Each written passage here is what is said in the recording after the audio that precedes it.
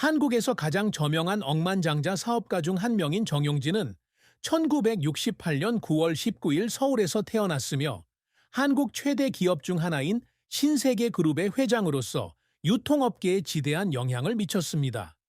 신세계그룹 회장 이명희의 외아들이자 삼성 창업자 이병철의 손자인 그는 막대한 사업 유산을 물려받았지만 자신을 증명해야 한다는 엄청난 압박에도 직면했습니다. 56세의 정용진은 혁신과 야망의 상징이지만 성공의 기운 뒤에는 깊은 슬픔, 끊임없는 노력, 그리고 외로움의 순간들이 있습니다. 그의 가장 큰 슬픔은 사업 제국을 물려받는다는 압박감뿐만 아니라 특히 배우 고현정과의 격동적인 이혼 이후 개인적인 관계에서 길을 잃은 느낌이었습니다. 이 글은 그의 여정, 그의 비밀스러운 고통, 커리어의 부침, 그의 추구, 그의 사랑과 결혼, 비극적인 허구의 죽음, 그의 아내 한지희가 그의 슬픔에 대해 한 말, 그리고 많은 것을 생각하게 만드는 슬픈 결말까지 탐구합니다. 정용진의 삶에서 가장 큰 슬픔은 아마도 외로움과 권력 있는 가문의 그늘에서 살면서 신세계와 삼성의 유산에 걸맞은 사람임을 증명해야 하는 끊임없는 압박이었을 것입니다. 한국 엘리트 가문에서 태어난 그는 어머니 이명희와 삼성을 세계적인 기업으로 성장시킨 외가의 엄청난 기대 속에서 성장했습니다. 이병철의 손자로서 그는 1990년대 삼성에서 분사된 유통그룹인 신세계를 유지하는 것뿐만 아니라 확장하는 책임을 짊어졌습니다. 어린 시절부터 실패는 선택사항이 아니라고 가르침을 받았고, 이는 그에게 무거운 심리적 압박감을 안겨주었고, 마치 시간과 기대에 맞서 끊임없이 경쟁하는 것처럼 느끼게 했습니다. 이러한 압박감은 2003년 고현정과 이혼한 후 더욱 심해졌습니다. 1995년에 시작된 두 사람의 결혼 생활은 고현정이 드라마 모래시계와 선덕여왕에서의 역할로 사랑받는 유명 여배우였기에 한국에서 대중의 관심을 한 몸에 받았습니다. 그러나 두 사람이 화해할 수 없는 차이에 직면하면서 결혼 생활은 곧 고통의 원천이 되었습니다. 이혼 후 정용진은 두 자녀 정혜찬 1998년생, 과 정혜인 2000년생의 양육권을 얻었지만 가족을 하나로 묶기 위해 충분히 노력하지 않았다는 대중과 언론의 비난에 직면했습니다. 이혼 후 위기를 맞았을 때 어머니 이명희 씨가 한남동 자택에서 양재동 이마트까지 9에서 10km를 걸어가 술을 깨고 일에 집중하라고 했다는 유명한 일화가 있습니다. 이 여정은 상징적이기는 하지만 그가 외로움과 깊은 자기 성찰의 순간을 겪었음을 보여주기도 합니다. 정용진 회장은 2010년 한 인터뷰에서 일과 사생활의 균형을 맞추는데 어려움을 겪었다고 털어놓았습니다. 대기업 회장으로서 그는 밤늦게까지 일하고 국제회의에 참석하고 주주와 시장의 압력에 직면해야 하는 경우가 많았습니다. 이로 인해 자녀와 사랑하는 사람들을 위한 시간이 거의 없었고, 이는 소외감으로 이어졌습니다. 그는 억만장자나 기업인으로서의 자신의 역할 외에는 아무도 자신의 진정한 모습을 진정으로 이해하지 못한다는 생각이 가장 두려웠다고 말했습니다. 이러한 슬픔은 특정 사건이 아니라 강한 대중적 이미지를 유지하기 위해 개인적인 트라우마를 숨겨야 했던 오랜 시간 동안의 경험이었습니다. 정용진 회장의 커리어는 성공으로 가득했지만 실패와 눈물겨운 투쟁으로 점철된 롤러코스터와 같았습니다.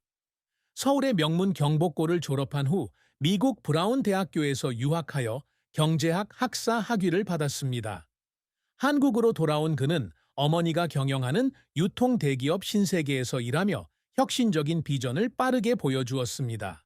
그는 2024년 3월 신세계 부회장에 이어 회장에 취임하여 취임 당시 한국 유통업계에서 가장 젊은 리더 중 한 명이 되었습니다.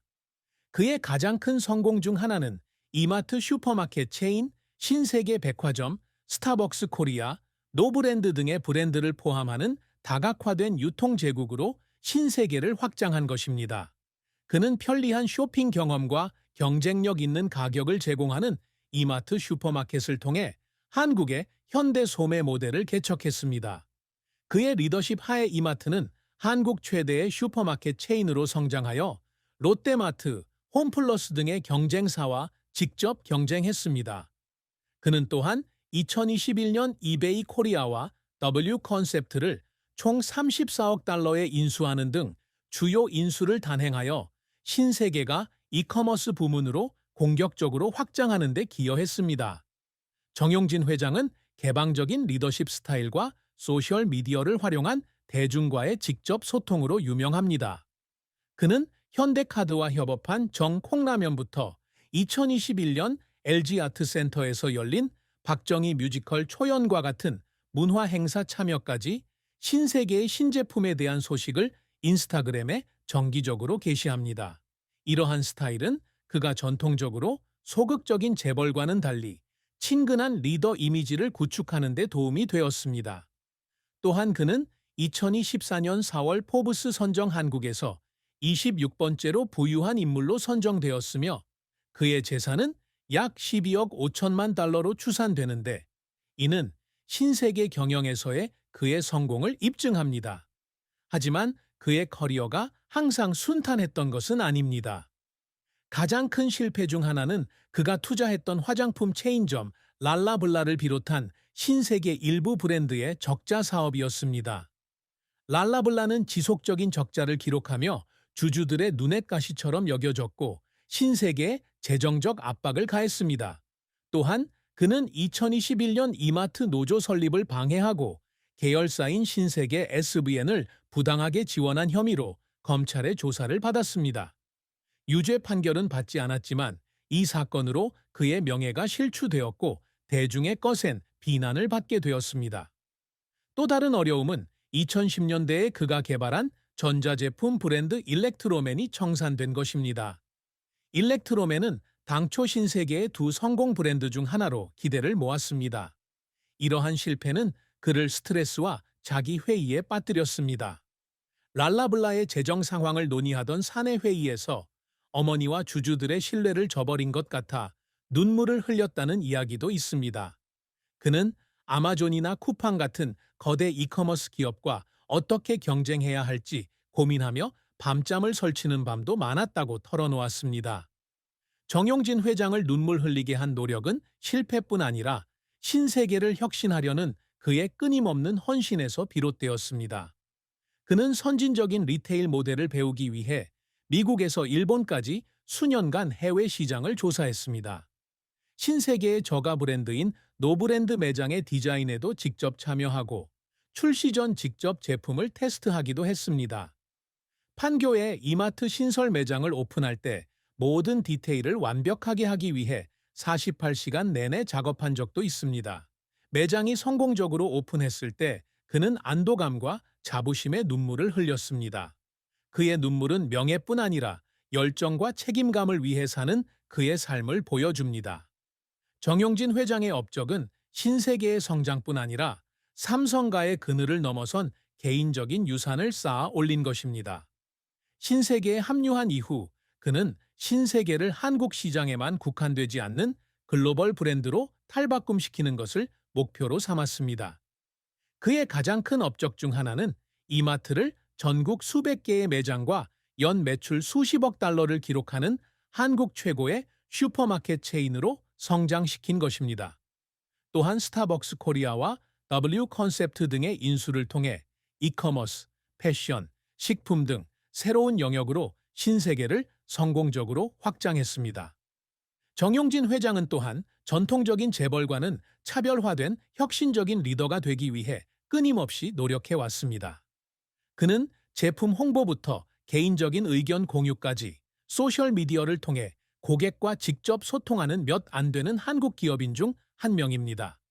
그는 2022년 주한 중국 대사를 환영하는 인스타그램 게시물을 통해 올림픽에 대한 기대감을 드러냈는데 이는 그가 개인적인 입장을 드러내는 것을 두려워하지 않는다는 것을 보여줍니다.